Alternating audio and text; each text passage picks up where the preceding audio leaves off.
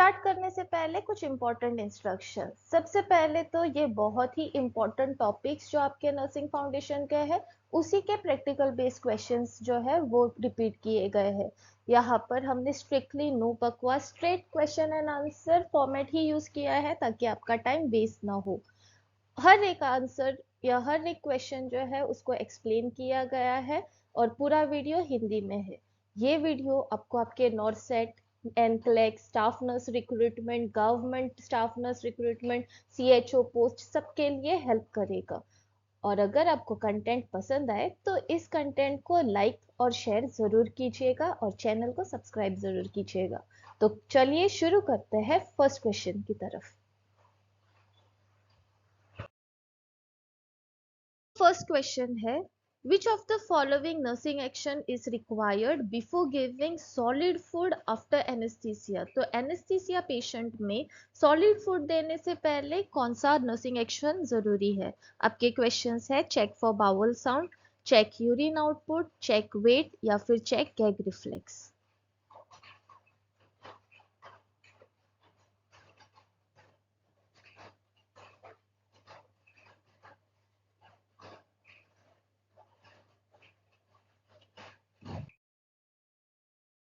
Answer है check the gag reflex. Gag reflex इसलिए check करना है क्योंकि अगर हमने पेशेंट को सॉलिड फूड दिया है तो पेशेंट को वॉमिटिंग हो सकती है। अगर पेशेंट वॉमिटिंग कर भी दे तो भी पेशेंट को जो है एस्पिरेशन से बचाया जा सकता है अगर पेशेंट का गैग रिफ्लेक्स है। तो इसी वजह से चेक गैग रिफ्लेक्स आपकी प्रायोरिटी रहेगी जब भी आपको एनेस्थीसिया के बाद पेशेंट को सॉलिड फूड स्टार्ट करना हो तब। Next question, with head injury with Glasgow scale of 10 is classified as। एक पेशेंट है जिसको हेड इंजरी हुई है और जिसका ग्लास्को कोमा 10 है तो उसे हम कौन से क्लासिफिकेशन में डालेंगे? आपके ऑप्शंस है minor injury, mild traumatic brain injury, moderate traumatic brain injury या फिर severe traumatic brain injury.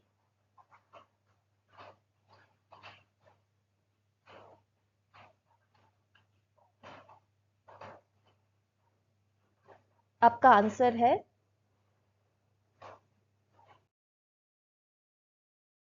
Moderate traumatic brain injury.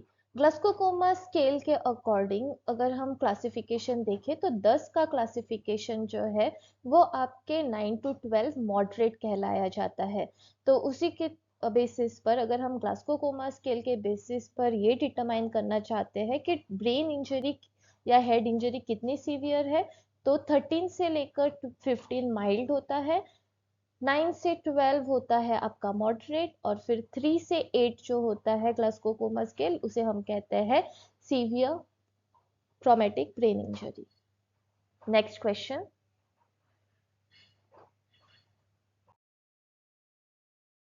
For recovery from an illness is. So illness के लिए या इलनेस से रिकवरी होने पर एक और टर्म उसके लिए क्या रहता है? आपके ऑप्शंस है रेग्रेशन, एग्रेशन, रेमिशन या फिर रिजोल्यूशन।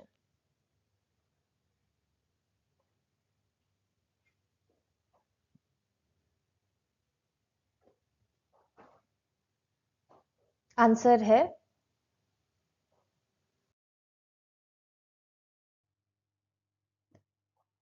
रेमिशन। ये वो पीरियड है जहां पर पेशेंट के साइन एंड सिम्टम्स जो है डिजीज के वो या तो कम हो जाएंगे या तो वो चले जाएंगे। अब रेमिशन का मतलब क्योर नहीं होता है, ये ध्यान में रखना। तो रेमिशन का मतलब सिर्फ यही रहेगा कि सिम्टम्स कम हो जाते हैं या चले जाते हैं। नेक्स्ट क्वेश्चन, क्वेश्चन है which of the following is the most effective method for disposal of biomedical waste like human anatomical waste? तो पेशेंट के ऑर्गन्स या टिश्यूज को डिस्पोज करने का सबसे अच्छा तरीका कौन सा रहता है? आपके ऑप्शंस है autoclaving, chemical disinfection, deep burial या फिर इंसिनरेशन।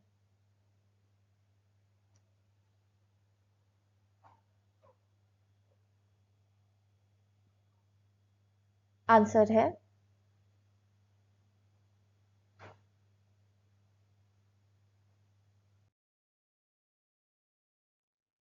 इंसिनरेशन। इंसिनरेशन में हम जो है वो टिश्यू या वो जो ऑर्गन है उसको हाई टेम्परेचर पर बर्न कर देते हैं, जिससे कि वो राख में बदल जाता है, यानी कि उसका जो वॉल्यूम है वो भी कम हो जाएगा। और उसी के साथ साथ अगर उस टिश्यू में कोई ऑर्गेनिज्म, माइक्रो ऑर्गेनिजम्स है या पैथोजेंस है, तो वो भी जो है वो मर जाएंगे। तो इस वजह से इंसिनरेशन जो है वो सबसे बेस्ट मेथड होता है आपके ह्यूमन एनाटॉमिकल वेस्ट को डिस्पोज करने के लिए। Next question.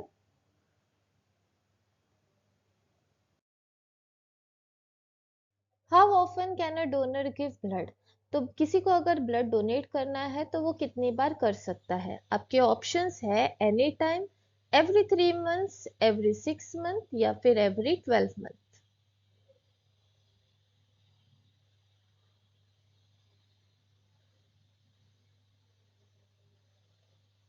आंसर है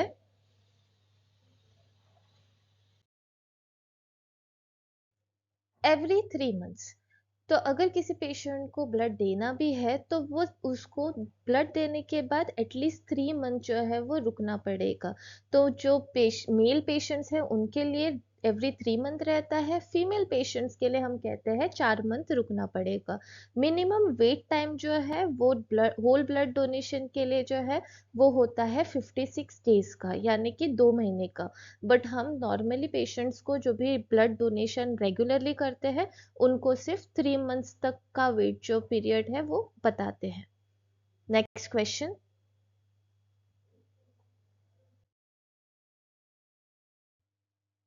gradual decrease of patients body temperature after death is known as. तो अगर किसी भी पेशेंट की डेथ हो जाती है तो टेम्परेचर डाउन होने लगता है, उसके लिए कौन सा टर्म होता है? आपके ऑप्शंस है livor mortis, algor mortis, rigor mortis या none of the above.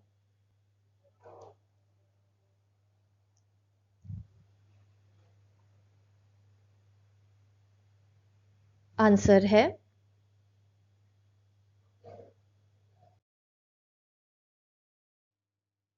अल्गर mortis.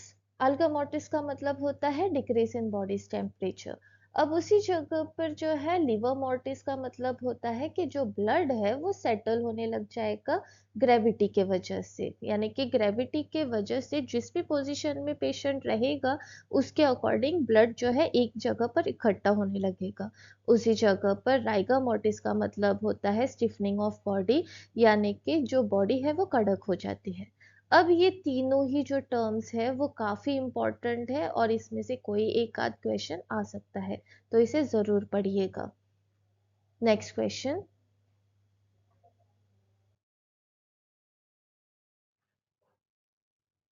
Maslow's hierarchy of needs is useful to nurses who continuously prioritize a client's nursing care needs.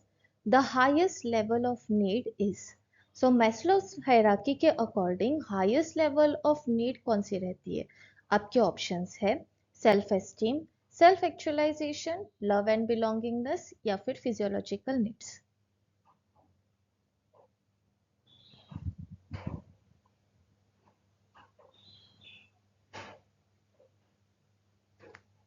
Answer है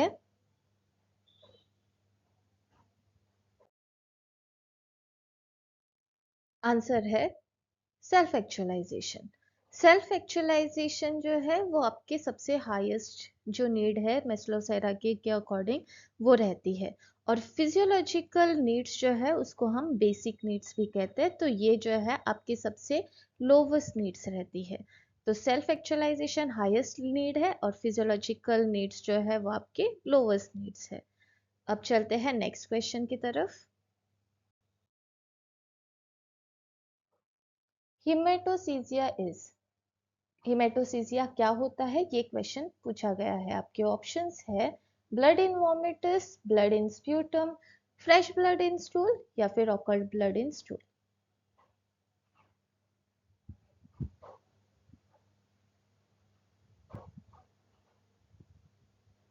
आंसर है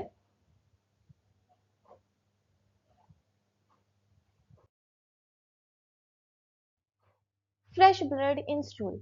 हेमेटोसीजिया का मतलब होता है फ्रेश ब्लड इन स्टूल, जिसमें कि stool के ऊपर जो है पेशेंट का वो जो है ब्लड दिखाई देगा, तो उसको हम कहते हैं हेमेटोसीजिया। अब उसी जगह पर जो है ऑकल्ट ब्लड होता है हिडन ब्लड, यानी कि जो ब्लड के अंदर आपको पाया जाएगा। उसी जगह पर एक और टर्म होता है जिसको हम कहते हैं मलेना। अब मलेना जो है उसका मतलब होता है कि जो पेशेंट का ब्लड है वो डाइजेस्ट होकर आ चुका है, तो उसको हम ब्लैक टारी स्टूल जो है वैसे देखने को मिलेगा, तो उसको हम कहते हैं Malena.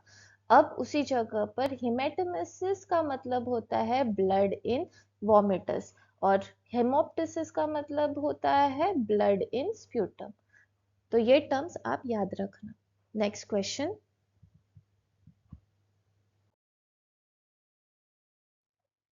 Best disinfectant for endoscope is. तो एंडोस्कोप को अगर स्टेरिलाइज करना हो तो हमारे पास सबसे अच्छा डिसइंफेक्टेंट कौन सा रहेगा? आपके ऑप्शंस है सोडियम हाइपोक्लोराइड, फॉर्मल्डिहाइड, क्लोरहेक्सिडिन या फिर ग्लूटाराल्डिहाइड।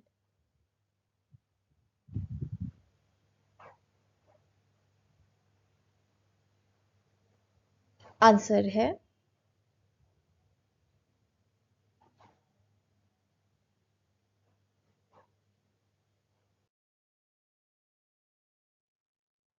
ग्लूटाराल्डिहाइड।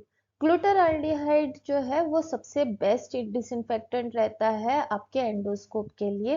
तो एंडोस्कोप जो है उसको हम वहां पर उसके उस इस सोल्यूशन में जो है हम भिगो कर रख देते हैं ताकि वो स्टेरलाइज हो। अब ये जो आपका ग्लूटाराल्डिहाइड होता है वो बहुत अच्छा क्यों माना जाता है? क्योंकि ये एक कोल्ड स्टेरिलेंट है, यानी कि ये जो है इसके वजह से कोई हीट या कोई भी किसी भी तरह से गर्मी जो है वो प्रोड्यूस नहीं होती है, जिस वजह से जो है हीट इंसेंसिटिव इंस्ट्रूमेंट्स जैसे आपका एंडोस्कोप, कोलोनोस्कोप, ये जो है उसे अच्छे तरह से डिसइंफेक्ट भी किया जा सकता है और इसमें डैमेज भी नहीं होता।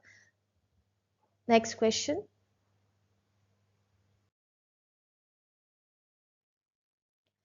Sleep walking is called as, यानी कि स्लीप वॉकिंग के लिए दूसरा टर्म पूछा गया है। आपके ऑप्शंस है सोमनाम्बुलिज्म, सोमनोकाइनेसिस, नार्कोलेप्सी या इंसोम्निया।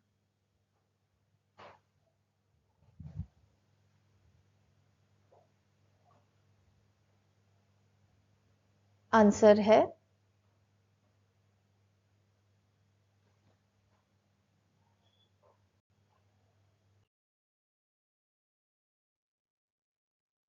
सोमनैम्बुलिज्म। सोमनैम्बुलिज्म का मतलब होता है स्लीप वॉकिंग, सोमनोलेकी यानी कि स्लीप टॉकिंग, सोमनोकाइनेसिस का मतलब होता है एबिलिटी टू मैनिपुलेट स्लीप, यानी कि जो अपनी स्लीप जो है उसको कंट्रोल कर सकता है, जब चाहे तब सो सकता है या जब चाहे जो है अपनी नींद को रोक सकता है, उसको हम कहते हैं सोमनोकाइनेसिस। नार्कोलेप्सी यानी कि अनकंट्रोल्ड डे टाइम ड्राउजीनेस होती है, जहां पर पेशेंट जो है अपने दिन में जो है बिल्कुल अपनी नींद को कंट्रोल नहीं कर पाता है, कहीं पर भी सो जाता है। इनसोम्निया का मतलब होता है डिफिकल्टी फॉलिंग स्लीप। तो ये स्लीप से रिलेटेड कुछ इंपॉर्टेंट टर्म्स है, इसको भी याद रखना। Next question.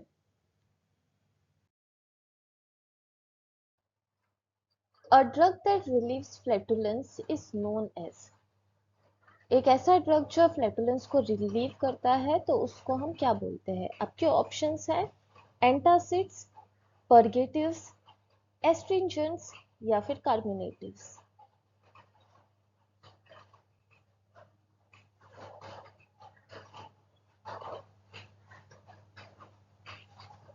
आंसर है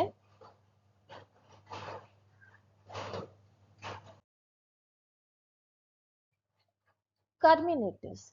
कार्मिनेटिव्स वो ड्रग है जो आपके फ्लैटुलेंस को बनने से ही रोक देता है और उसके एक्सपल्शन में भी मदद करता है। तो इस वजह से कार्मिनेटिव्स जो है वो फ्लैटुलेंस को रिलीव करने में मदद करता है। एंटासिड्स जो होते हैं वो एसिडिटी के लिए काम करते हैं। परगेटिव्स को हम लेक्सेटिव भी कहते हैं, जो स्टूल पास करने में मदद करता है। और एस्ट्रिंजेंट्स यानी वो दवाई जो किसी भी टिश्यू पर लगाने से वो टिश्यू श्रिंक हो जाती है या छोटी हो जाती है। नेक्स्ट क्वेश्चन,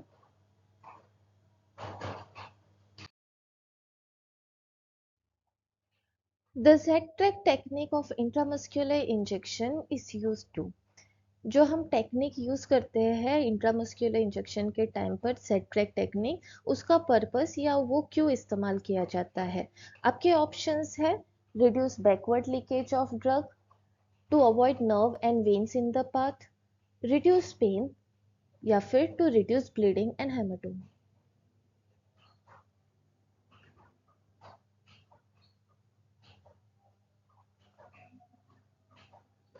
आंसर है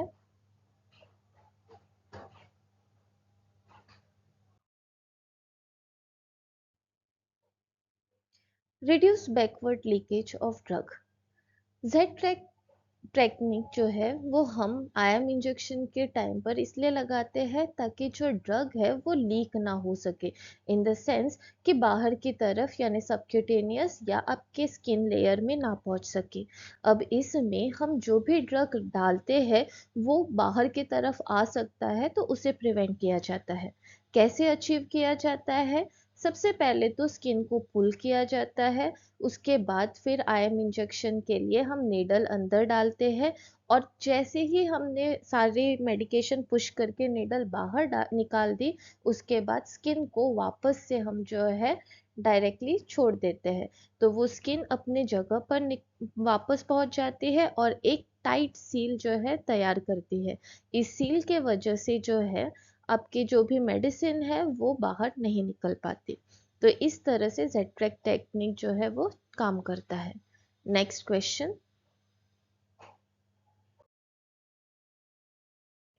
the purpose of adding salt in ice cap for dry cold application.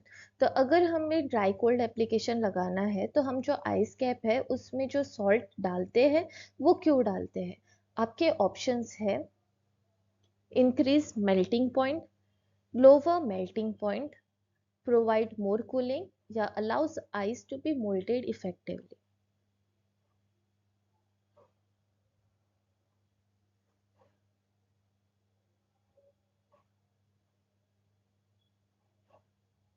Answer है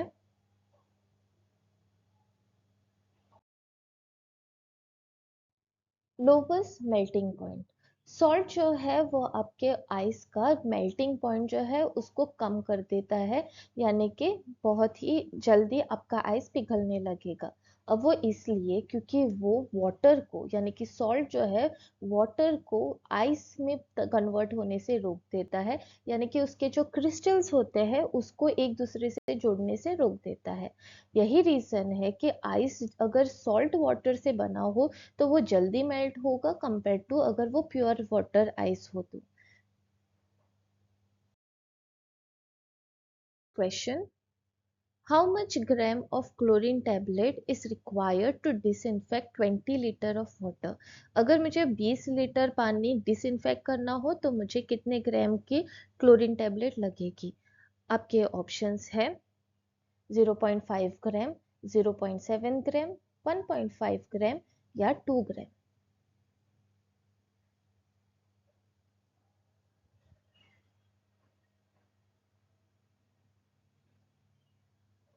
आंसर है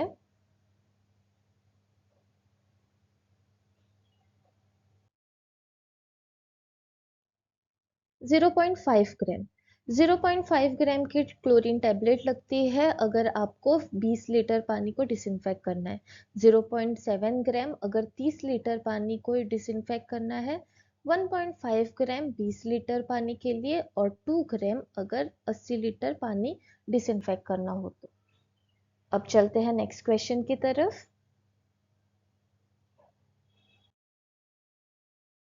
Patient is receiving total parental nutrition. Which of the following lab test must be evaluated?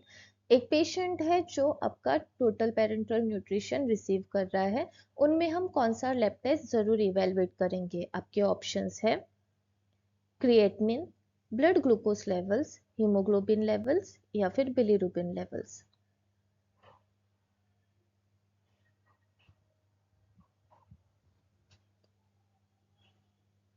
Answer है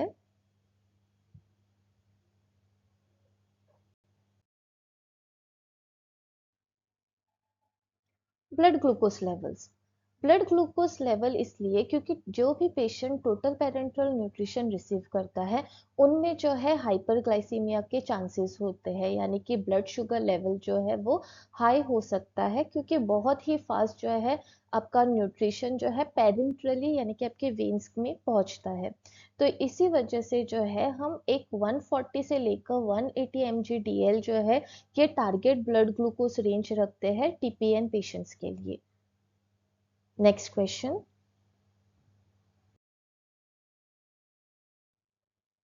What is the maximum duration for which restraints can be applied without reassessment? इसमें अगर किसी भी patient को restrain लगाया गया है तो उनको बिना जांचे या बिना रीअसेस किए आप कितने देर तक मैक्सिमम ड्यूरेशन तक जो है उनको वैसे रख सकते हो। आपके ऑप्शंस है 1 आवर, 12 आवर्स, 2 आवर्स या फिर 6 आवर्स।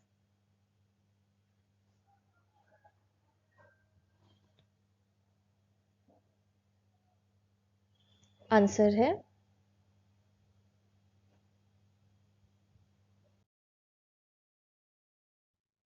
1 आवर। हम रिस्ट्रेन पेशेंट को जो है उनको बिना रीअसेसमेंट के जो है सिर्फ 1 घंटे तक के लिए जो है वो रख सकते हैं। उसके बाद आपको वापस से रीअसेस करना है ताकि कोई कॉम्प्लिकेशन, कोई घाव या कोई फ्रिक्शन के वजह से सोट ना हो चुके हो। तो 1 घंटे तक जो है हम आराम से उस पेशेंट को जो है बिना रीअसेस किए रख सकते हैं। नॉर्मली स्टार्टिंग में हम 15 मिनट के अंदर अंदर जो है वो चेक करते हैं, उसके बाद जो है हम 1 घंटे तक का टाइम पीरियड रख सकते हैं। Next question.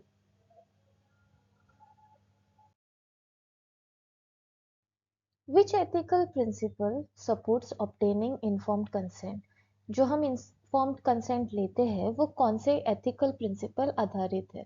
आपके ऑप्शंस है बेनिफिसेंस, नॉन मेलिफिसेंस, ऑटोनॉमी या जस्टिस।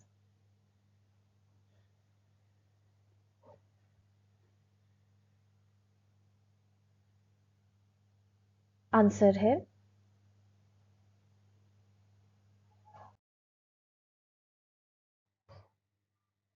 ऑटोनॉमी। ऑटोनॉमी ये वो प्रिंसिपल है जो अलाउ करता है पेशेंट को अपने खुद के डिसीजन खुद के लिए लेने के लिए। तो इन्फॉर्म्ड कंसेंट में भी यही होता है, पेशेंट जो है खुद ही डिसाइड करता है कि उसे कोई प्रोसीजर अंडरगो करना है या नहीं करना है। अब उसके अलावा बेनिफिसेंस जो है उसका मतलब होता है बेनिफिट, यानी जो भी करो वो पेशेंट के हित में हो। उसी जगह पर नॉन मेलिफिसेंस का मतलब होता है नो हार्म, यानी कि जो भी करो उसमें किसी भी तरह से पेशेंट को नुकसान ना हो सके। अगला क्वेश्चन।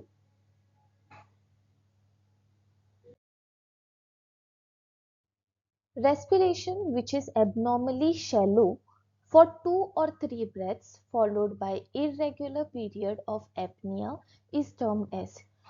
अगर किसी पेशेंट का रेस्पिरेशन एबनॉर्मली शैलो है 2 से 3 ब्रेथ्स के लिए, उसके बाद अगर पेशेंट एपनिया में जाता है तो उस पूरे टाइप के रेस्पिरेशन या पैटर्न को क्या कहते हैं? आपके ऑप्शंस है हाइपोवेंटिलेशन, कुस्मॉल्स रेस्पिरेशन, बायोट्स रेस्पिरेशन या चीनी स्टोक्स रेस्पिरेशन।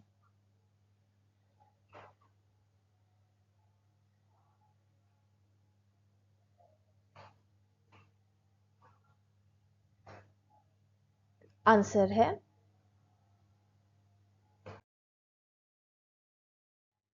बायोट्स रेस्पिरेशन।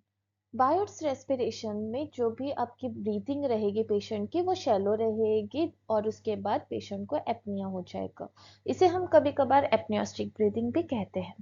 अब चेन स्टोक्स रेस्पिरेशन जो है इसमें पेशेंट का रैपिडली शैलो ब्रीथ रहेगा थोड़े टाइम के लिए, उसके बाद पेशेंट की ब्रीदिंग जो है वो थोड़ी थोड़ी करके स्लो हो जाएगी और डीप होने लगेगी, और तब तक रहेगा जब तक पेशेंट को एपनिया ना हो जाए। फिर एपनिया के बाद वापस से रैपिड शैलो ब्रीदिंग स्टार्ट हो जाएगी और फिर वो साइकिल जो है वो कंटिन्यू होगा। तो बहुत फास्ट, फिर स्लो और फिर स्टॉप, इस तरह से ये साइकिल जब होता है तो उसको हम कहते हैं चेन स्टोक्स रेस्पिरेशन। आते हैं कुसमॉल्स रेस्पिरेशन की तरफ। कुसमॉल्स ब्रीदिंग जो है इसमें रैपिड डीप ब्रेथ्स होंगे, जहां पर पेशेंट जो है कंसिस्टेंटली या कॉन्स्टेंटली बहुत ही डीपली बहुत ही फास्ट ब्रीथ करेगा। अब इसको हम हाइपर वेंटिलेशन भी कहते हैं। हाइपोवेंटिलेशन का बेसिकली मतलब होता है कि बहुत ही कम ब्रीथ करना। Next question.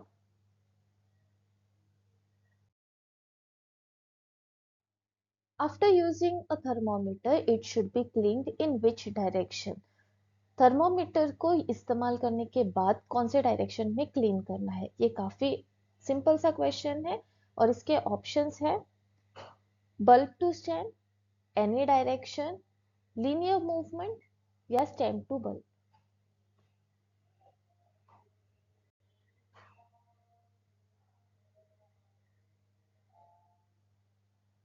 आंसर है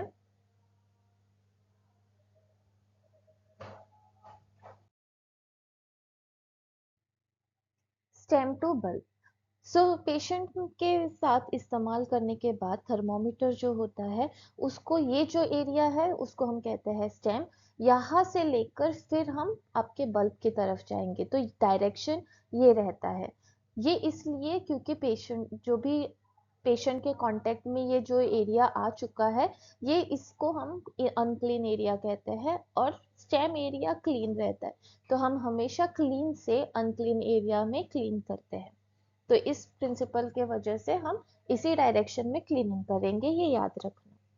नेक्स्ट क्वेश्चन।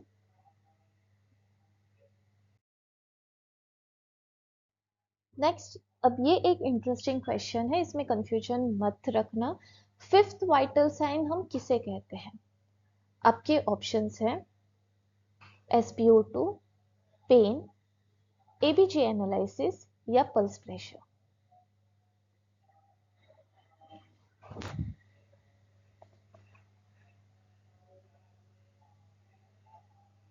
आंसर है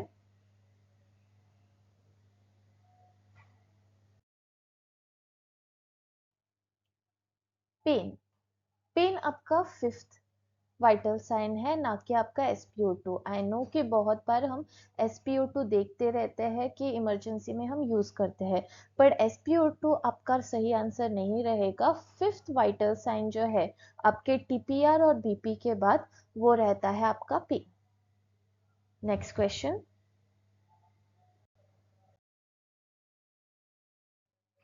how long should suction procedure last? Suctioning करते वक्त कितना टाइम लगाना या सबसे मैक्सिमम कितना टाइम तक रुकना ठीक रहता है, उससे ज्यादा नहीं जाना चाहिए? आपके ऑप्शंस रहेंगे 10 सेकेंड्स, 15 सेकेंड्स, 20 सेकेंड्स या 30 सेकेंड्स। ये क्वेश्चन कई बार रिपीट भी हुआ है और बहुत ही इंपॉर्टेंट क्वेश्चन है आपके प्रैक्टिकल लाइफ में भी। आंसर है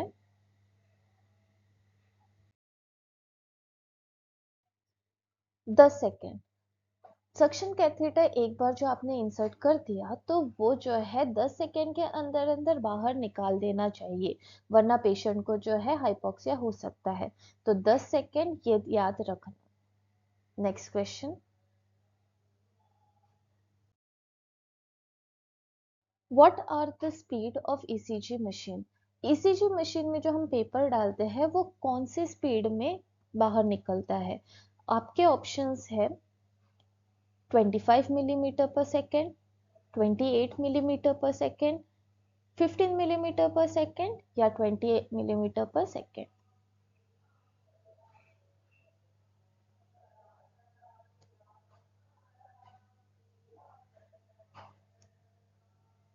आंसर है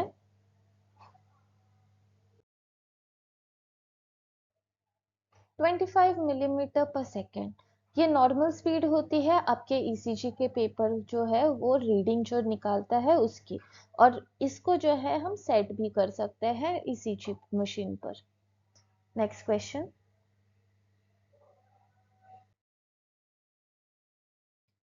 Which of the following complication is associated with massive blood transfusion? आपका क्वेश्चन है कि अगर हमने बहुत ज़्यादा ब्लड ट्रांसफ्यूजन एक साथ कर दिया तो कौन सा कॉम्प्लिकेशन होने के चांसेस जो है वो पेशेंट में हो सकते हैं। आपके ऑप्शंस हैं हाइपोनेट्रीमिया, हाइपोकलीमिया, हाइपरफॉस्फेटेमिया, हाइपोकैल्सीमिया।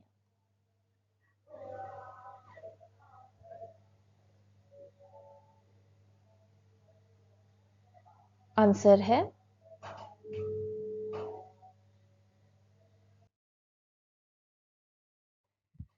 हाइपोकैल्सीमिया, यानी कि ब्लड में कैल्शियम की कमी हो जाना। अब ये हाइपोकैल्सीमिया मैसिव ब्लड ट्रांसफ्यूजन के टाइम पर इसलिए होता है क्योंकि जो ब्लड बैग होता है उसमें ब्लड को क्लॉटिंग होने से रोकने के लिए जो है हम उसमें डालते हैं साइट्रेट। अब ये जो साइट्रेट होता है ये आपके ब्लड में से कैल्शियम को बाइंड करके उसे बाहर अंदर भेज देता है, जिससे कि आपके ब्लड का जो लेवल होता है आपके कैल्शियम का वो कम हो जाता है। तो इस वजह से मैसिव ब्लड ट्रांसफ्यूजन में ये हो सकता है कि पेशेंट जो है वो हाइपोकैल्सीमिया में चला जाए। अब चलते हैं नेक्स्ट क्वेश्चन की तरफ।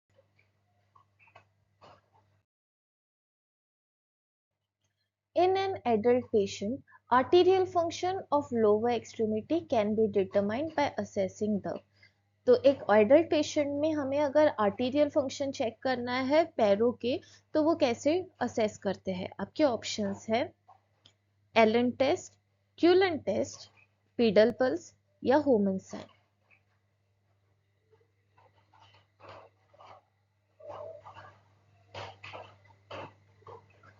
आंसर है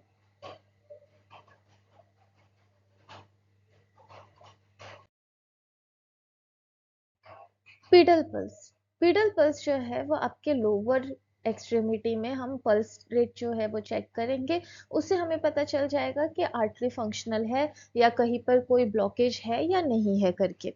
अब एलन टेस्ट जो है ये वो टेस्ट है जो आपके रेडियल और आपके अल्नर आर्टरी जो है इनको जांचता है, बेसिकली ये देखने के लिए कि सर्कुलेशन सही से है या नहीं है।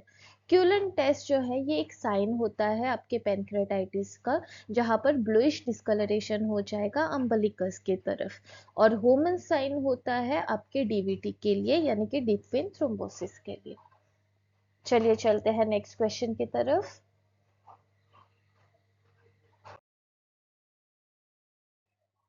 During the resuscitation of a patient, the palpable artery used to assess the patient's cardiovascular status is। तो जब भी हम रिससिटेशन करते हैं तब हम कौन सी आर्टरी पाल्पेट करते हैं कार्डियोवेस्कुलर स्टेटस जांचने के लिए। आपके ऑप्शंस है common carotid artery, brachiocephalic artery, apical pulse या temporal artery.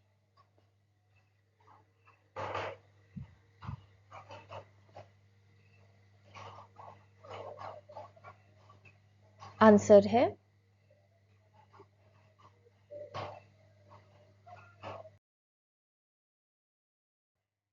Common carotid artery. Common carotid artery हमारे नेक में होती है और सीपीआर के टाइम पर हम नॉर्मली यही आर्टरी देखेंगे एडल्ट्स में। अब अगर इन्फेंट है यानी कि 1 साल से कम वाला उम्र का बच्चा, तो उनके लिए हम ब्रेकियल आर्टरी यूज करते हैं सीपीआर को स्टार्ट करने से पहले या फिर कार्डियोवेस्कुलर स्टेटस जानने के लिए। अपाइकल पल्स जो है हम नॉर्मली अरिथमिया को चेक करने के लिए इस्तेमाल करते हैं। Next question. The apex of lung is auscultated at। सो अगर हमें आपके जो टिप है लंग्स का उसे ऑस्कल्टेट करना है तो आप कहाँ पर करोगे। आपके ऑप्शंस है seventh intercostal space mid clavicular line, fifth intercostal space mid axillary line, fourth intercostal space mid clavicular line, slightly above the क्लेविकल्स।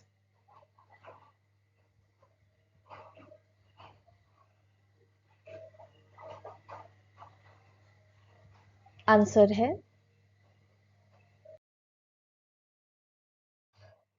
Slightly above the clavicles. यहाँ पर आप ये देख सकते हो कि ये जो है जिसे हम कॉलर बोन कहते हैं इसको हम कहते हैं क्लेविकल्स। और स्लाइटली उसके ऊपर जो है आपके लंग्स का टिप रहता है। तो इस वजह से जब आप टिप को अगर आपको या एपेक्स ऑफ लंग्स को अगर आपको ऑस्कल्टेट करना है तो ये जगह जो है वो सही रहती है, बाकी सारी ऑप्शंस जो है वो गलत थे। अब अगर आपको हार्ट का एपेक्स चेक करना है या अपाइकल पल्स लेने हैं तो हम fifth intercostal space mid clavicular line जो है लेफ्ट साइड में वो जाएंगे। तो ये जो है आपका क्लेविकल बोन है, उसमें आप मिड क्लेविकुलर जाओगे और उसी में आपको फिफ्थ इंटरकोस्टल स्पेस चेक करना है। ये याद रखना, हार्ट जो है उसका जो एपेक्स है वो नीचे की तरफ होता है और बेस ऊपर की तरफ होता है। यही रीजन है कि वो फिफ्थ इंटरकोस्टल स्पेस पर मिलता है।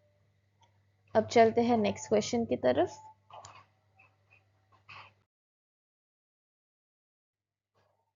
High pitched harsh sound during inspiration is called as.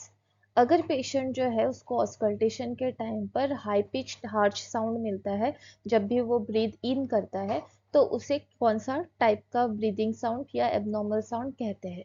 आपके ऑप्शंस है स्ट्राइडर, रोंकाई, व्हीजिंग या फिर रिल्स।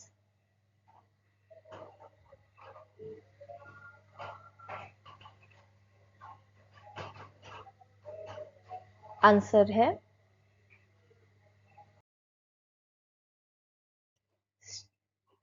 स्ट्राइडर। स्ट्राइडर जो है वो harsh high pitched whistling sound होता है इंस्पिरेशन के टाइम पर। अब अगर यही विस्लिंग साउंड जो है एक्सपिरेशन के टाइम पर मिले तो हम उसे व्हीजिंग कहते हैं। तो जो अंतर है आपके स्ट्राइडर और आपके व्हीजिंग का, तो वो इस पर रहेगा कि साउंड एग्जैक्टली कब आता है, जब ब्रीद इन करते हैं तब या ब्रीद आउट करते हैं तब।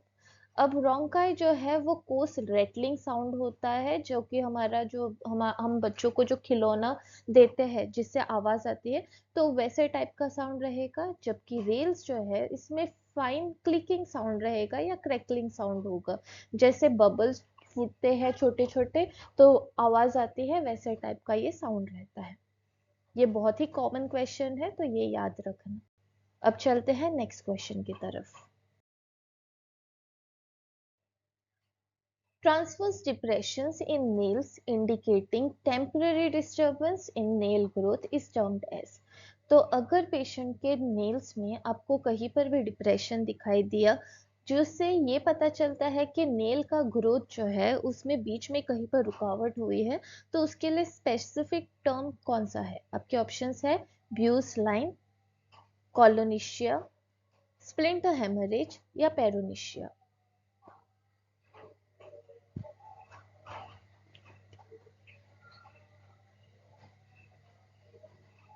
आंसर है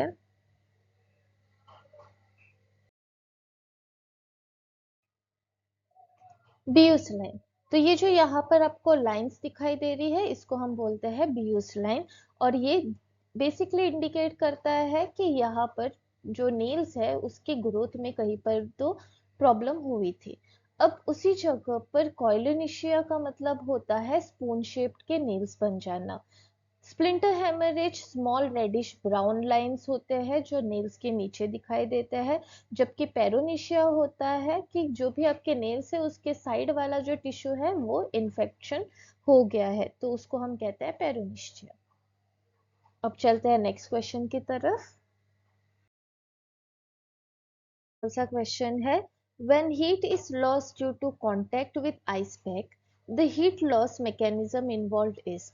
तो जब भी हम आइस पैक के द्वारा जो आपका हीट लॉस मैकेनिज्म होता है तो उस मैकेनिज्म को क्या कहते हैं? आपके ऑप्शंस हैं कंडक्शन, इवेपोरेशन, कॉन्वेक्शन या radiation.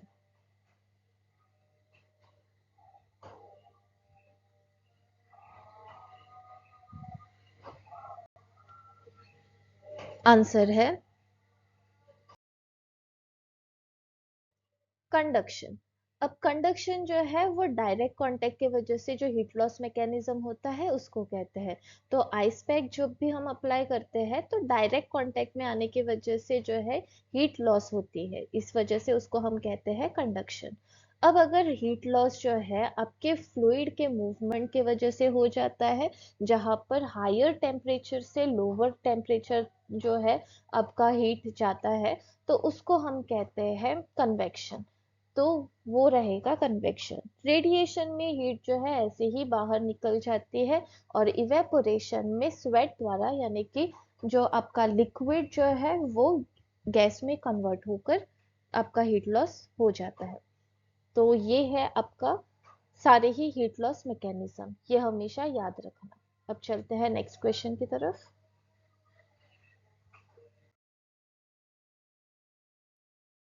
Most common complication of Ryle's tube feeding is. Ryle's tube feeding का सबसे कॉमनेस्ट कॉम्प्लिकेशन क्या होता है? आपके ऑप्शंस है डिपेंडेंस, डायरिया, कॉन्स्टिपेशन या nausea.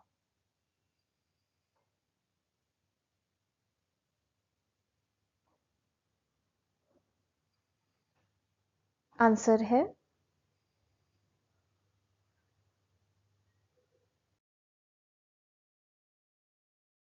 Diarrhoea.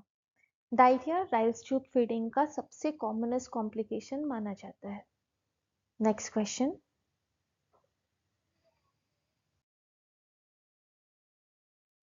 A patient with Sengstaken Blackmore tube is admitted in the ward. Which of the following is a priority intervention? So एक patient है जिसके पास जो है हमने सेंगस्टेकन ब्लैकमोर ट्यूब जो है उनमें डाला हुआ है, तो उसमें आपकी नर्सिंग प्रायोरिटी सबसे इम्पोर्टेंट इंटरवेंशन कौन सा रहेगा? आपके ऑप्शंस है intermittent suction, keep scissors at bed side, give feed slowly, या फिर keep Ambu bag at bed side.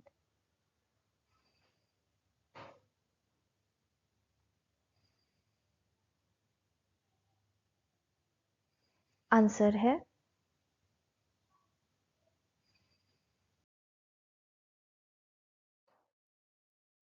Keep scissor at bed side. Sengstaken Blakemore tube जो है ये हम उन पेशेंट्स में डालते हैं जिनमें अपर जीआई ब्लीड जो है वो देखने को मिलती है। अब इसमें ये जो बलून वाला पोर्शन होता है ये इन्फ्लेट किया जाता है ताकि प्रेशर से जो है ब्लीडिंग स्टॉप हो जाए। अब कभी कभार ये बलून जो है वो कभी कभार डिस्प्लेस हो जाता है, और जब भी वो डिस्प्लेस हो जाएगा तो वो एयरवे को ब्लॉक कर देता है, क्योंकि इसोफेगस के बहुत ही नजदीक आपका ट्रेकिया जो है या लैरिंग्स होता है। अब अगर आपका एयरवे ब्लॉक हो गया है तो पेशेंट जो है वो हाइपोक्सिया में चला जाएगा, और इस कंडीशन में पेशेंट को जो है चोकिंग होने लगेगी। अगर पेशेंट जो है वो चोक करने लग जाए तो बस नर्स ने समझ जाना चाहिए कि जो ट्यूब है वो डिस्प्लेस होने के वजह से एयरवे ब्लॉक हो चुकी है, और तुरंत सीजर्स लेकर जो है उस ट्यूब को डिफ्लेट करने की कोशिश करनी चाहिए, ताकि सीजर से वो जब आप ट्यूब कट कर दोगे तो अपने आप हवा बाहर निकल जाएगी और बलून जो है वो डिफ्लेट होगा। बलून डिफ्लेट होने के बाद अपने आप जो है एयरवे खुल जाएगी और पेशेंट जो है वो फिर से ब्रीथ करना स्टार्ट कर सकता है। तो यही रीजन है कि सेंगस्टेकन ब्लैकमोर ट्यूब वाले पेशेंट्स के लिए हमेशा हम सीजर जो है बेड साइड पर रखते हैं। अब चलते हैं नेक्स्ट क्वेश्चन की तरफ। Which of the following method used by nurse is the most reliable indicator of patient's fluid balance? So अगर मुझे पेशेंट का फ्लूइड स्टेटस जानना है या फ्लूइड बैलेंस जानना है तो सबसे रिलायबल सबसे अच्छा मेथड कौन सा रहेगा?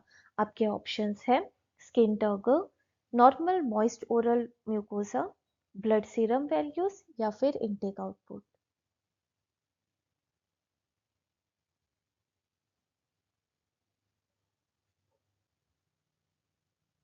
आंसर है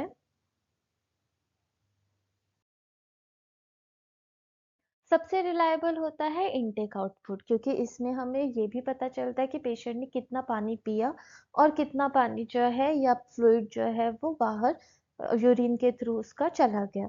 तो इससे आप कैलकुलेट भी कर सकते हो, क्योंकि हमारा आउटपुट जो है वो इनटेक के बेसिस पर रहता है। तो ये सबसे अच्छा रिलायबल डेटा माना जाता है पेशेंट के फ्लूइड स्टेटस के लिए।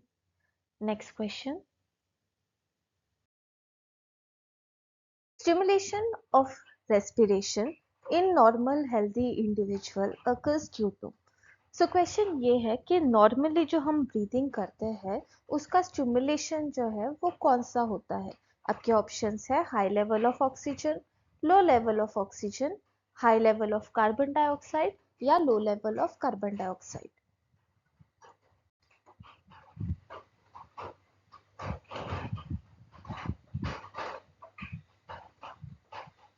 आंसर है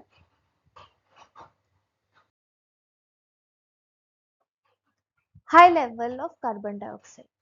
ये इसलिए क्योंकि जब भी हम नॉर्मली ब्रीथ करते हैं तो आपका सबसे पहले तो ऑक्सीजन लेवल जो है वो बढ़ जाता है। ब्रीद इन करने के तुरंत बाद ऑक्सीजन लेवल बढ़ जाएगा और फिर यही ऑक्सीजन जो है सर्कुलेशन के द्वारा जो है आपके सारे बॉडी में चला जाएगा। उसी जगह पर आपके पूरे बॉडी से आपका कार्बन डाइऑक्साइड जो है वो वापस लंग में आता है और तब आपका जो कार्बन डाइऑक्साइड लेवल होता है वो ऑटोमेटिकली बढ़ जाता है। अब जब भी कार्बन डाइऑक्साइड का लेवल बढ़ेगा, ब्रेन जो है उसको एक स्टिमुलस मिलता है कि ब्रीद इन करने की ज़रूरत है। यही रीज़न है कि ब्रेन जो है या मेडुला ऑब्लोंगेटा जो है, जो आपका रेस्पिरेटरी सेंटर होता है, ये मैसेज भेजता है लंग्स को ताकि वो ब्रीद इन कर सके, जिससे कि वापस से ऑक्सीजन लेवल जो है वो बढ़ जाएगा और आपका जो कार्बन डाइऑक्साइड है वो कम हो जाएगा। तो यही रीज़न है कि आपका जो स्टिमुलेशन है आपके रेस्पिरेशन का, वो कार्बन डाइऑक्साइड का हाई लेवल होता है, ना कि आपका ऑक्सीजन की कमी। अब चलते हैं नेक्स्ट क्वेश्चन की तरफ। Platelets should be stored at a temperature of. Platelet कौन से टेम्परेचर पे स्टोर करना है, ये क्वेश्चन है। आपके ऑप्शंस है 0 degree, room temperature, -20 degree, -4 degree.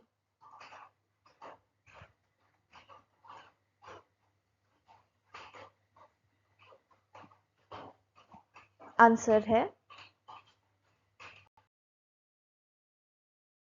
Normal room temperature. Platelets जो है उसे हम नॉर्मल रूम टेम्परेचर पर ही रखते हैं, तो 20 से 24 डिग्री सेंटीग्रेड जो है हम इसे रख सकते हैं। इसमें हमें ये बात का ध्यान रखना है कि इसको कंटिन्यूस एजिटेशन की ज़रूरत होती है। कंटिन्यूस एजिटेशन यानी इसे जो है आपका प्लेटलेट जो है इसको कंटिन्यूसली आपको धीरे धीरे जो है थोड़ा सा वाइब्रेशन या थोड़ा सा जो है उसको हिलाना पड़ता है, ताकि ये जो है प्लेटलेट्स क्लम्प ना हो। अगर प्लेटलेट्स इकट्ठा हो गए तो वो जो है वो आपका क्लॉट बना देंगे, और अगर क्लॉट बन गया तो फिर जो है ये प्लेटलेट किसी काम का नहीं हो सकता। तो इसी रीज़न से आपको ये याद रखना है कि रूम टेम्परेचर रहेगा बट कंटिन्यूस जेंटल एजिटेशन के साथ। कितने दिनों तक रख सकते हो, 5 से 7 दिन तक। आई होप ये आपको समझ में आया होगा। अब चलते हैं नेक्स्ट क्वेश्चन की तरफ। The prophylactic antibiotic should be given for surgical incision. So surgical incision के लिए अगर आपको प्रोफाइलेक्टिक एंटीबायोटिक देना हो तो आप कब तक स्टार्ट कर सकते हो। आपका ऑप्शन है before 60 minute, before 2 hour, before 30 minute, before 15 minute.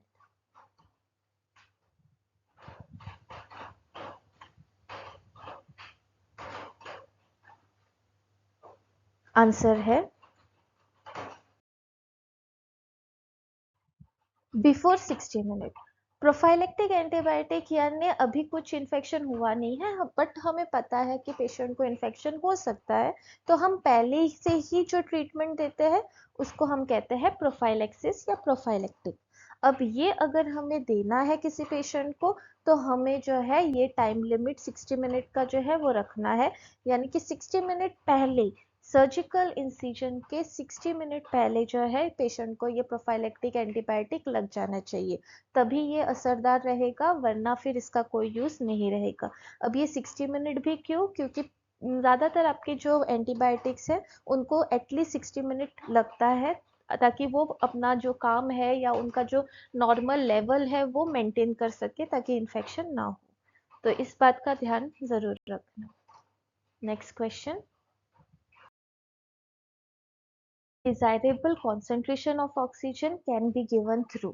तो क्वेश्चन ये है कि अगर हमें एकदम एग्जैक्ट कॉन्सेंट्रेशन देना है ऑक्सीजन का तो हम किसके द्वारा दे सकते हैं। आपके ऑप्शंस है Venturi mask, rebreather mask, nasal prongs या फिर partial rebreather mask.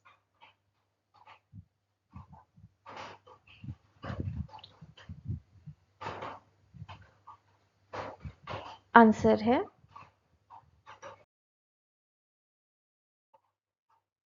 Venturi mask. Venturi mask हम यूज ही इसलिए करते हैं ताकि हम जो भी हमें स्पेसिफिक कॉन्सेंट्रेशन चाहिए ऑक्सीजन का वो दे सके। तो ब्लू कलर कोड्स जो है उसका जो है कॉन्सेंट्रेशन होता है 24%, व्हाइट का होता है 28%, ऑरेंज का 31%, येलो 35%, रेड 40% और हाईएस्ट जो होता है वो है ग्रीन 60%। ये जो क्वेश्चन है वो बहुत बार जो है रिपीट हो चुका है, तो इस बारे में ध्यान रखना कि आप ये जो कंसंट्रेशन है उसके साथ ही आप बाय हार्ट कर ले, क्योंकि ये क्वेश्चन आता भी कंसंट्रेशन से ही है।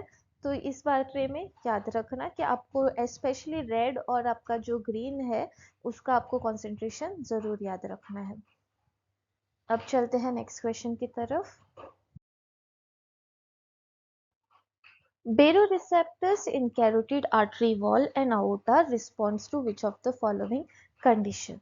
So क्वेश्चन ये है कि बेरोरिसेप्टर्स जो आपके कैरोटिड आर्टरी और आर्टरी वॉल्स या फिर आपके आउटा में पाए जाते हैं वो कौन से कंडीशन को रिस्पॉन्ड करते हैं। आपके ऑप्शंस है changes in arterial oxygen, changes in blood pressure, changes in arterial carbon dioxide या फिर changes in heart.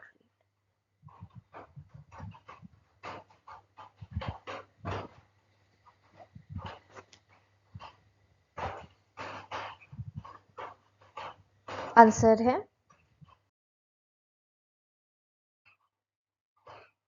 Changes in blood pressure. ये याद रखना बेरो रिसेप्टर्स जो है वो स्पेशल रिसेप्टर्स होते हैं जो सिर्फ और सिर्फ प्रेशर के लिए बने होते हैं या प्रेशर चेंजेस को ही डिटरमाइन करते हैं।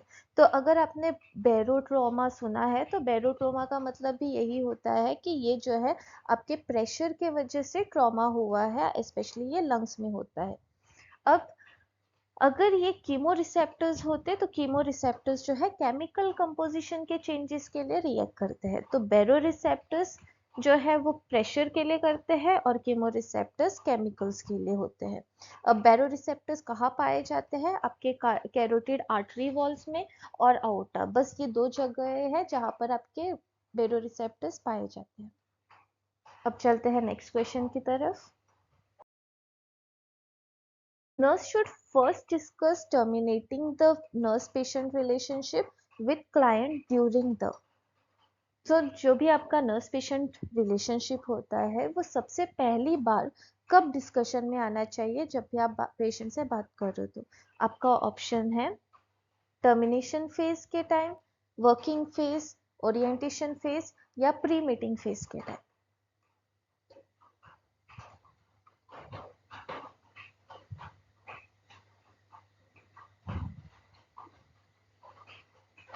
आंसर है ओरिएंटेशन फेज के टाइम।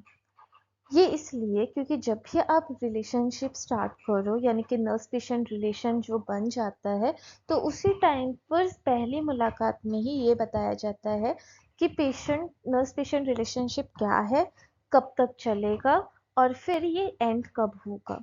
तो ये सारी ही बातें जो है ओरिएंटेशन फेज में ही बता दी जाती है ताकि बाद में पेशेंट को कोई ऐसी फीलिंग ना लगे या ऐसी कोई फीलिंग पेशेंट डेवलप ना करे जो कि आपके पूरे रिलेशनशिप को बिगाड़ सके। तो इसी वजह से इसको हम बोलते हैं ओरिएंटेशन फेज के टाइम पर ही नर्स पेशेंट रिलेशनशिप जो है वो मेंटेन करना। अब इसी टाइम पर आप सारी बाउंड्रीज, नर्स पेशेंट रिलेशनशिप कैसा होगा, इसमें आपके जो केयर रहेगा या कौन सी बाउंड्रीज रहेगी वो सब जो है डिस्कस होगा। अब चलते हैं नेक्स्ट क्वेश्चन की तरफ। A specific pre plan activity is known as.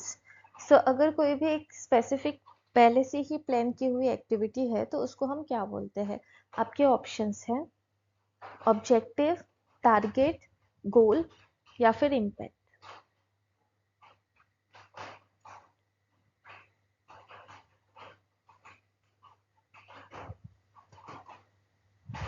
Answer है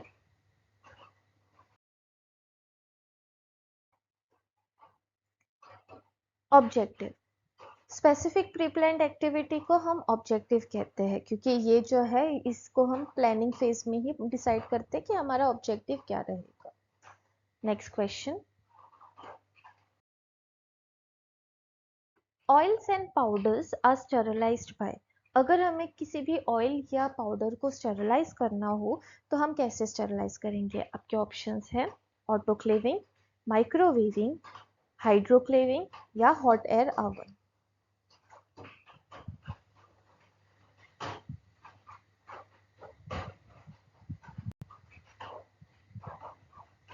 आंसर है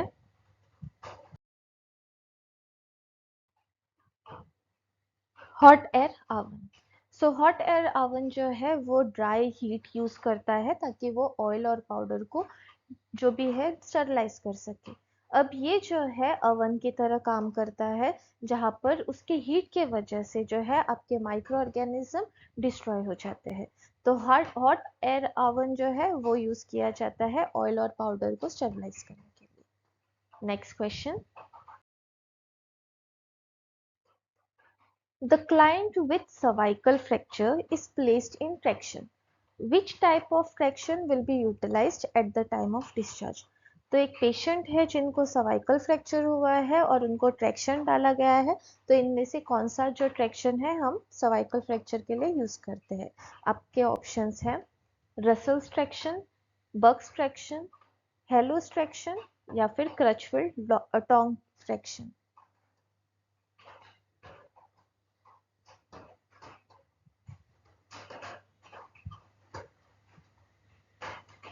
आंसर है क्रचफिल्ड टोंग ट्रैक्शन। सो क्रचफिल्ड टोंग ट्रैक्शन जो है वो यूज करते हैं हम आपके सर्वाइकल फ्रैक्चर के लिए। अब उसी जगह पर जो है जो ये पिक्चर दिखाई दिया दे रहा है, ये एक्चुअली आपका है हेलोस ट्रैक्शन। तो हेलोस ट्रैक्शन जो है वो भी सर्वाइकल प्रॉब्लम्स के लिए करते हैं, बट ये जो आपका ट्रैक्शन होता है वो स्कोलियोसिस या काइफोसिस या जिसमें भी स्पाइनल कर्व या आपका जो स्पाइनल कंप्रेशन अगर है, तो इन कंडीशन को ट्रीट करने के लिए हम हेलो ट्रैक्शन यूज करते हैं। अब बग्स ट्रैक्शन जो है वो और आपका रसल्स ट्रैक्शन, ये दोनों ही ट्रैक्शन जो है आपके फीमोरल फ्रैक्चर को ट्रीट करने के लिए यूज करते हैं। तो करेक्ट आंसर जो है वो है आपका Crutchfield tong traction. Next question, question है what does the Snellen chart measure? So question easy है, स्नेलन चार्ट क्या मेजर करता है? आपके ऑप्शन है colour vision, visual acuity, eye pressure या फिर पेरिफेरल विजन। आई गेस आपको ये ऑलरेडी आंसर पता होगा, आई होप सो। और आंसर है विजुअल एक्यूटी। विजुअल एक्यूटी यानी जहाँ पर हमें ये पता चलता है कि हम कितना अच्छे से देख सकते हैं, तो ये जो है हम स्नेलन चार्ट द्वारा मेजर करते हैं। तो ये जो आपको यहाँ पर पिक्चर दिख रहा है, इसको हम बोलते हैं स्नेलन चार्ट। अब स्नेलन चार्ट जो है वो तो हो गया आपके विजुअल एक्यूटी के लिए। इशिहारा प्लेट होती है जो आपके कलर विजन को मेजर करती है। टोनोमेट्री से हमें ये पता चलता है कि आई प्रेशर जो है वो मेजर किया जाता है। और पेरीमेट्री जो है ये टेस्ट इसलिए इस्तेमाल करते हैं ताकि हमें पेरिफेरल विजन कितना है वो मेजर कर सके। तो हर एक के लिए हमारे पास सेपरेट टेस्ट होता है। स्नेलन चार्ट आपके विजुअल एक्यूटी के लिए होता है। अब चलते हैं नेक्स्ट क्वेश्चन की तरफ। Which of the following is the priority nursing intervention for first aid for snake bite to an extremity? अगर किसी पेशेंट को स्नेक बाइट हो जाता है हाथों या पैरों में, तो फिर सबसे पहला प्रायोरिटी नर्सिंग इंटरवेंशन क्या रहेगा? आपके ऑप्शंस हैं place extremity below level of heart, immobilize the extremity, apply pressure dressing at site, या फिर move patient to a safe area away from the snake.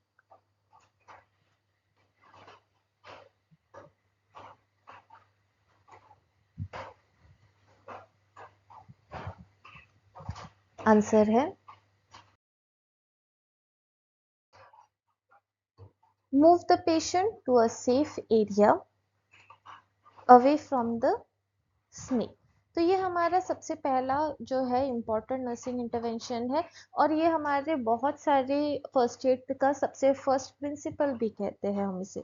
वो इसलिए क्योंकि अगर किसी भी ऐसे सिचुएशन में है पेशेंट जहाँ पर उसको खतरा है, तो पहले तो हम उस पेशेंट को एक सेफ जगह पर लेकर जाएंगे, उसके बाद ही उसका ट्रीटमेंट स्टार्ट करेंगे। तो move the patient to a safe area, ये हमारा सबसे फर्स्ट नर्सिंग इंटरवेंशन रहेगा, चाहे वो स्नेक बाइट के लिए हो, चाहे वो बर्न्स के लिए हो, चाहे वो सीपीआर के लिए हो।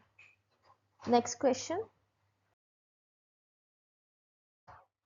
which nursing measure is most helpful for relieving the soft tissue swelling of ankle?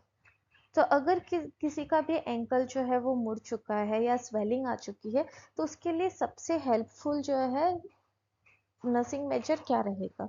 आपके ऑप्शंस हैं place heating pad on ankle, apply ice or cold application to ankle, immobilize patient's foot, या फिर exercise patient's foot.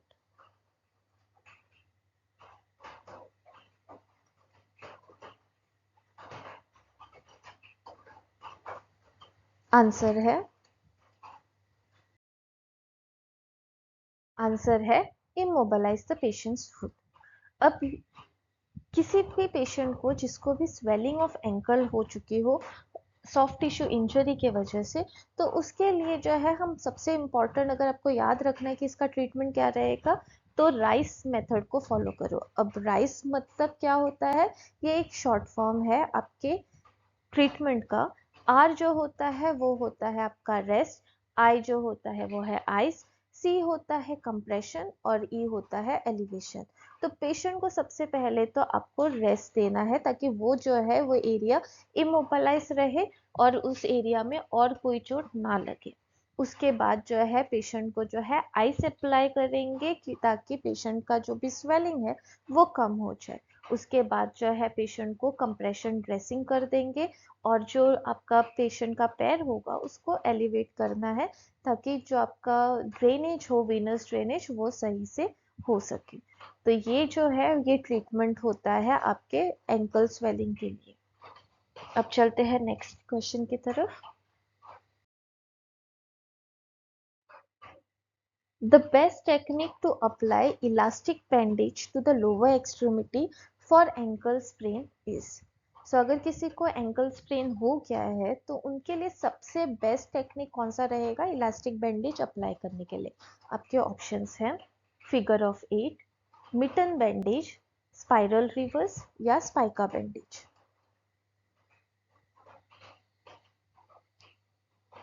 इसमें bandaging का technique पूछा गया है।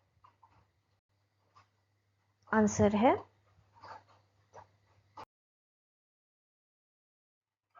Figure of 8। तो फिगर ऑफ 8 जो है वो हमारा सबसे प्रिफर्ड मेथड होता है जहां पर भी हमें जॉइंट एरियाज को बैंडेजिंग करनी हो। तो फिर एंकल, नी, एल्बो, रिस्ट, ये सारे ही जॉइंट के लिए जो है हम फिगर ऑफ 8 ही यूज करेंगे। Next question, which action would the nurse perform to ensure safety of patient before initiating continuous IV therapy? तो अगर किसी पेशेंट को कंटिन्यूस आईवी थेरेपी स्टार्ट करने वाले हो तो सबसे पहला जो इंटरवेंशन है या प्रायोरिटी इंटरवेंशन रहेगा नर्स का ताकि पेशेंट सेफ रहे, कौन सा रहेगा? आपके ऑप्शंस है applying cold compress to the affected area, changing IV cannula, securing a padded arm board above the IV site, या फिर inspect the IV solution and expiry date.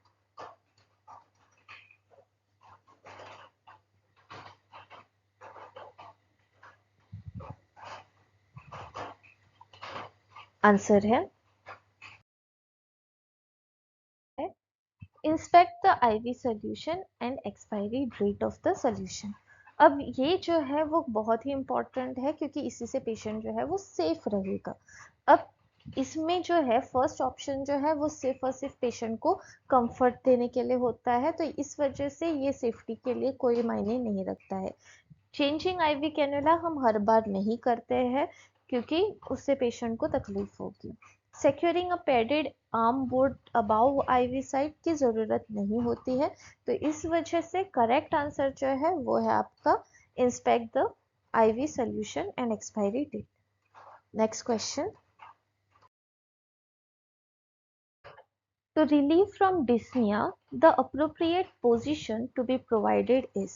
so अगर किसी पेशेंट को डिस्निया हो चुका है या फिर शॉर्टनेस ऑफ ब्रेथ हुई है तो उस पेशेंट को आप कौन सा पोजीशन दोगे। आपके ऑप्शंस है side line position, supine position, prone position या फाउलस पोजिशन। क्वेश्चन काफी सिंपल है और शायद आपको आता भी होगा, तो आंसर है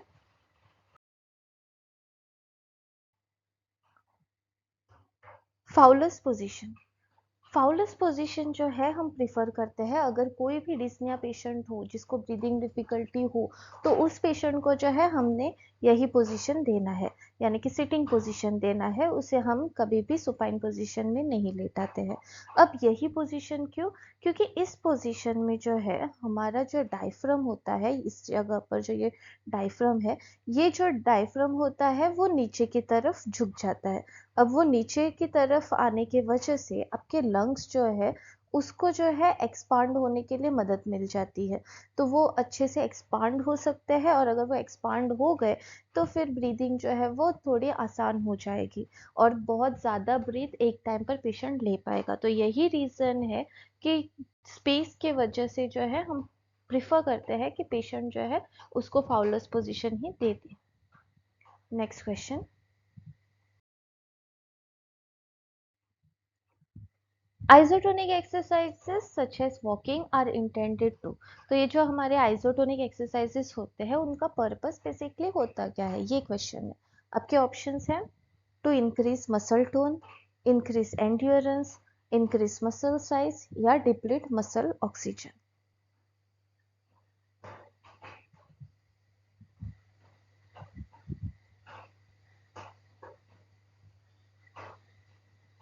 आंसर है इंक्रीज मसल टोन। तो आइसोटोनिक ये एक्सरसाइजेस वो एक्सरसाइजेस होते हैं जिसमें जो है आपके पेशेंट का या आपका जो है मसल टोन बढ़ जाएगा। आइसोटोनिक का मतलब ही होता है कि इसमें जो है पेशेंट के जो मसल फाइबर्स होते हैं वो या तो छोटे हो जाएंगे या तो लंबे हो जाएंगे, तो इसमें जो मसल का जो फाइबर होता है उसका लेंथ चेंज होता है। तो इन एक्सरसाइजेस की वजह से जो है आपका टोन, यानी कि पेशेंट का जो मसल का जो रेजिस्टेंस होता है वो जो है वो इंक्रीज हो जाता है। तो इसी वजह से इसको हम आइसोटोनिक एक्सरसाइजेस भी कहते हैं। ये याद रखना, टोनिक टोन बढ़ाता है, तो यही रीजन है कि आइसोटोनिक एक्सरसाइजेस हम इस्तेमाल करते हैं। Next question, what is the purpose of nasogastric tube in a patient with bowel obstruction। तो एक पेशेंट है जिसको बाउल ऑब्स्ट्रक्शन हो चुका है, उन पेशेंट में हमारा नेसोगैस्ट्रिक ट्यूब का पर्पस क्या रहता है। आपके ऑप्शंस है provide hydration, decrease gas and fluid buildup in stomach, monitor stomach acid levels या फिर डिलीवर मेडिकेशंस।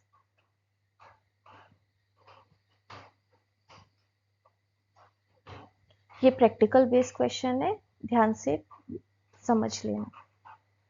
आंसर है to decrease gas and fluid buildup in stomach. अब नेसोगैस्ट्रिक ट्यूब जो है ये क्वेश्चन जब भी आप देखते हो तो उसमें सबसे पहला आपका दिमाग जो है वो जाएगा कि पेशेंट को जो है फीड करने के लिए हम ये यूज करते हैं। अब ये बाउल ऑब्स्ट्रक्शन वाले पेशेंट के लिए जो है हम फीडिंग नहीं करते हैं, तो यहाँ पर नेसोगैस्ट्रिक का जो ट्यूब है उसका पर्पस जो है वो फीडिंग नहीं हो सकता। क्यों नहीं हो सकता? क्योंकि बाउल ऑब्स्ट्रक्शन वाले पेशेंट जो है उनको हम हमेशा से ही जो है एनपीओ स्टेटस पर डाल देते हैं, क्योंकि पेशेंट जो है उसका ऑलरेडी इंटेस्टाइन जो है वो ऑब्स्ट्रक्ट हो चुका है। अब ऑब्स्ट्रक्टेड इसमें अगर आपने कोई भी खाना डाल दिया तो उसके वजह से जो है यहाँ पर जो है पेशेंट को इस्चीमिया हो सकता है, स्ट्रैंगुलेशन हो सकता है। तो पहले तो हम पेशेंट को एनपीओ डालेंगे। नेसोगैस्ट्रिक ट्यूब क्यों डालेंगे? ताकि उस वजह से, इस ऑब्स्ट्रक्शन के वजह से जो है पेशेंट को जो है आपके गैस या फिर आपका फ्लूइड जो है वो बिल्ड होने लगेगा स्टमक में। तो वो जो है उसको रोकने के लिए जो है हम नेसोगैस्ट्रिक ट्यूब डालते हैं। तो यही रीजन है, नेसोगैस्ट्रिक ट्यूब बाउल ऑब्स्ट्रक्शन में उसका पर्पस अलग रहता है। बाकी वो ज्यादातर फीडिंग के लिए यूज करता है, ये बात भी सही है। अब चलते हैं नेक्स्ट क्वेश्चन की तरफ। इस वीडियो का last question, a nurse is caring for an anxious fearful client. Which client response indicates sympathetic nervous system control? तो एक पेशेंट है जो कि एंशियस भी है और जिनको डर भी लगा हुआ है।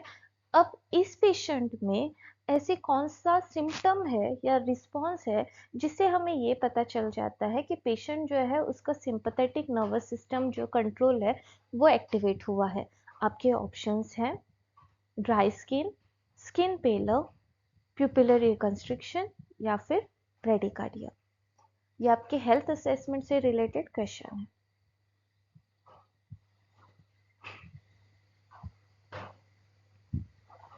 और आंसर है स्किन पेलर। स्किन पेलर जो है वो बेसिकली आपके सिंपैथेटिक नर्वस सिस्टम जो है उसके एक्टिवेशन से होता है। अब ये होता क्यों है? क्योंकि जब भी सिंपैथेटिक नर्वस सिस्टम एक्टिवेट होता है तो वो जो है वो वेसोकंस्ट्रिक्शन कॉज करेगा। अब वेसोकंस्ट्रिक्शन के वजह से जो है ब्लड फ्लो कम हो जाता है, और ब्लड फ्लो जो है जब कम हो जाता है स्किन के लिए तो वहाँ पर जो है पेलर या पेलनेस या वाइटिश मुर्दे की तरह जो कलर होता है वो कलर जो है ऑटोमेटिकली डेवलप होता है। तो स्किन पेलर जो है वो ये बताता है कि पेशेंट का सिंपैथेटिक नर्वस सिस्टम एक्टिवेटेड है। तो इसी के साथ आज का वीडियो खत्म हुआ। कि आपको ये वीडियो पसंद आया होगा और आपको जो भी समझाया गया है क्वेश्चंस वो समझ में भी आया होगा। प्लीज़ चैनल को ज़रूर सपोर्ट कीजिए और चैनल को लाइक, सब्सक्राइब और शेयर ज़रूर कीजिएगा। मिलते हैं अगले वीडियो में, तब तक के लिए सी यू सून।